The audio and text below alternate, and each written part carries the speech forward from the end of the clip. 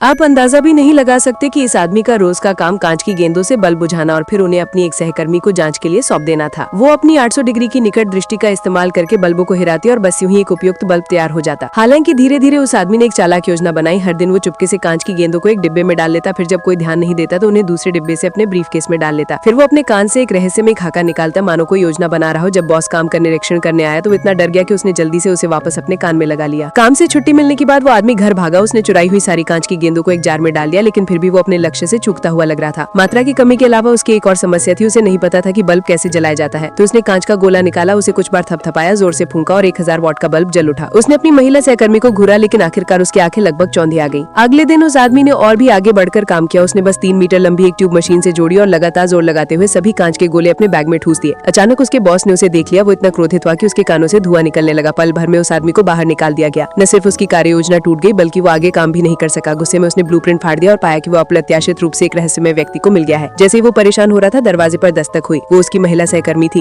वो ब्लूप्रिंट पकड़े हुए थी और उस आदमी के इरादों को साफ समझ रही थी। उसके पास कांच की मोतियों का एक बड़ा जार था जो काफी था। उस आदमी ने खुशी खुशी सारे कांच के मोती अपने मुंह में डाल लिए। एक बड़ा बुलबुला फूटा। महिला सहकर्मी ने उसे घूरा और तुरंत एक बड़ा बल्ब जल उठा। गर्म हवा का गुब्बारा धीरे धीरे ऊपर की ओर उठा। पता चला कि उस आदमी की गुप्त योजना अंतरिक्ष यात्रा के अपने सपने को पूरा